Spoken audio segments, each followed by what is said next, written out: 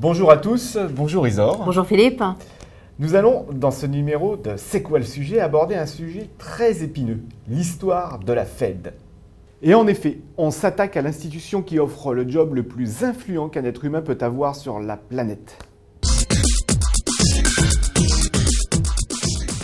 Jamais aucune personne n'a suscité tant d'intérêt de la part des autres durant l'expression de ses convictions, à tel point qu'Alan Greenspan, alors président de la Fed, avait ironiquement déclaré en 1987 « Si je vous semble extrêmement clair, c'est que vous devez avoir mal compris ce que j'ai dit ».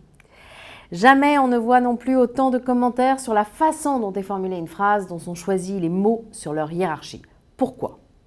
Eh bien tout simplement parce que la Fed est maître du dollar et des crédits, ce même dollar qui sert de référence mondiale avec lequel toutes les matières premières s'échangent, etc. Ces taux et ces afflux de liquidités qui permettent à l'argent, surtout celui que l'on n'a pas, de circuler.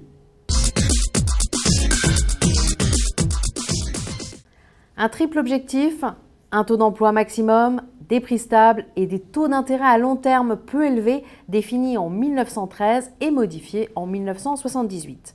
Pour ce qui est de sa naissance, la Réserve fédérale est créée en 1913 après la crise dite de la panique des banquiers en 1907.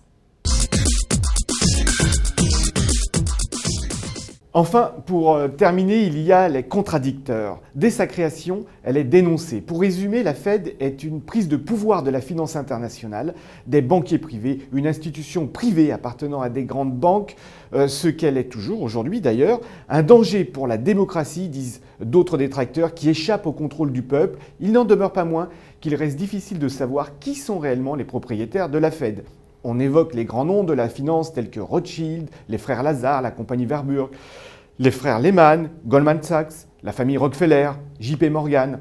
On trouve toute une littérature sur les erreurs de la Fed, son inefficacité durant la crise de 29, sur les aspects dénonçant quasiment une attitude de comploteur pour favoriser tel intérêt plutôt qu'un autre, etc. À vous de vous faire une idée. Aujourd'hui, le rôle des banques centrales est tel qu'il est certain que de se poser des questions est sain.